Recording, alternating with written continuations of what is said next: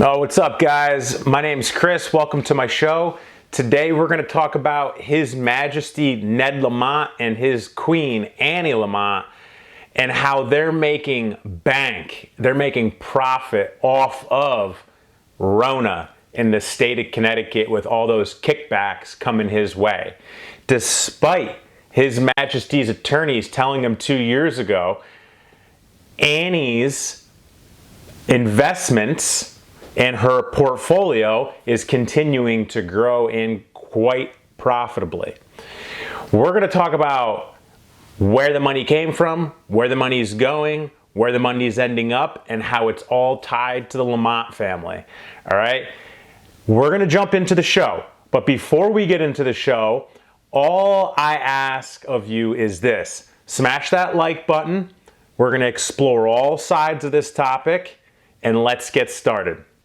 All right, guys, if you live in Connecticut, this is super important for you to understand what's going on with our reigning governor, His Highness Lamont. Excuse me, His Majesty. I apologize. He signs his executive orders, His Majesty.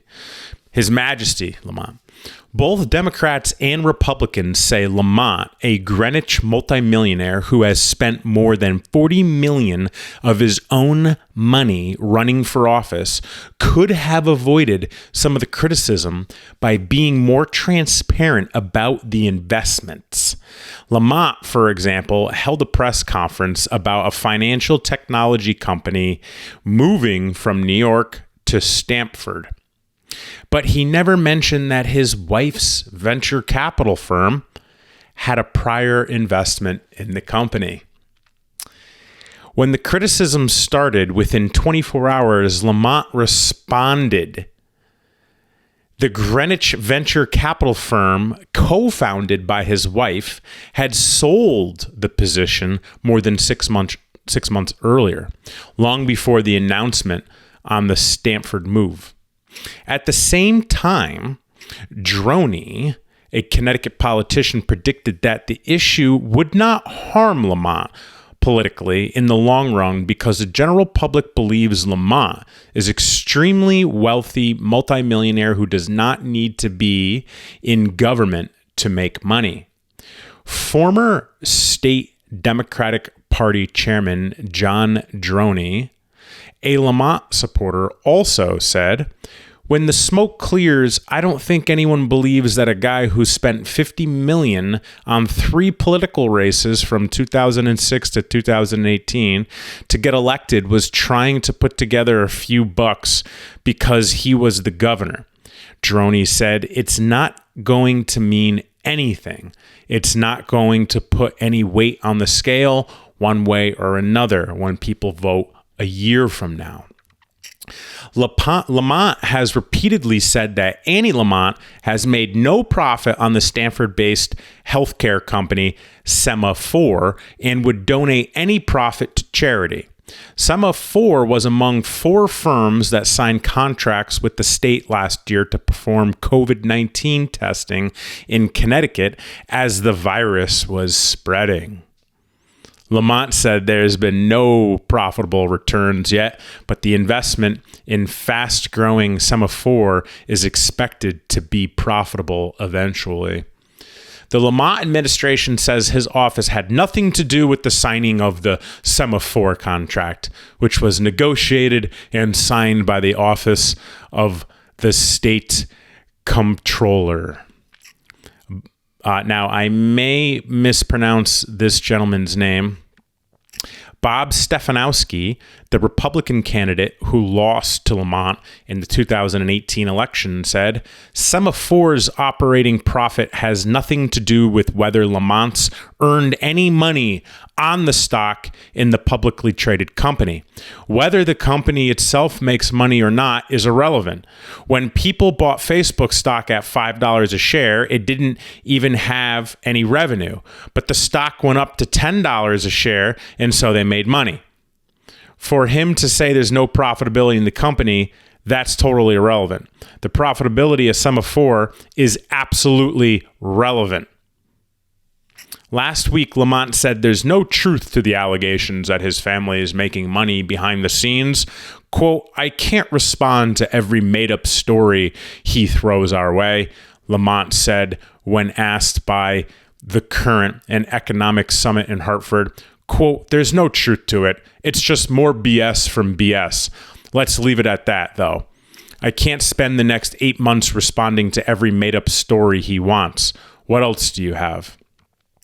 House Republican leader Vincent Candelara, I may have mispronounced that, of North Brantford said, my analysis isn't whether or not this hurts Lamont in an election. My analysis is that this hurts good government in the long run, and that's what every Democrat and Republican elected official should be worried about. All right, guys, so here's my thoughts on the whole situation. We reported from the left, we reported from the right, people that like Lamont, people that don't.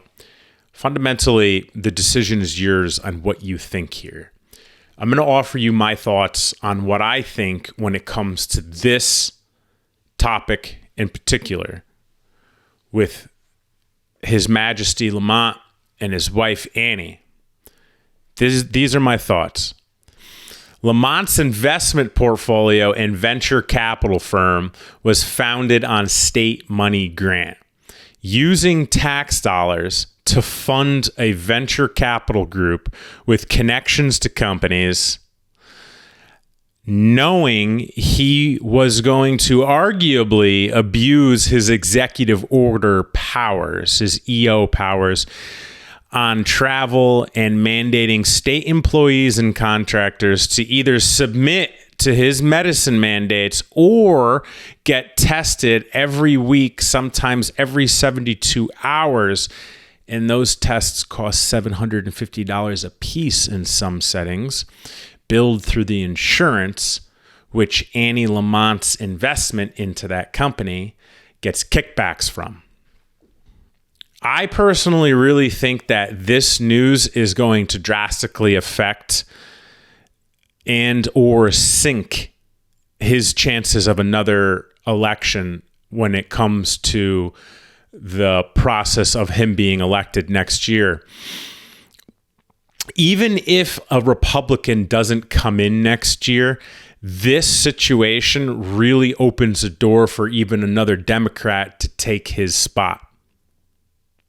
Having my ear to the ground, it's clear that Connecticut's pretty fed up with this, quote, tyrannical leader making up his own rules. I personally feel Lamont rules by fear and the dollar rather than by leading by example and respect. All right, guys, that's what I got for you when it comes to this show. If you learned anything, I ask for 3 things. 1, smash that like button. 2, consider subscribing. And 3, if you want to support the show, consider my new book, Dominate Your Day, a high performer's guide to winning at life. I guarantee you this book can change your life. All right, guys, I'll catch you next week.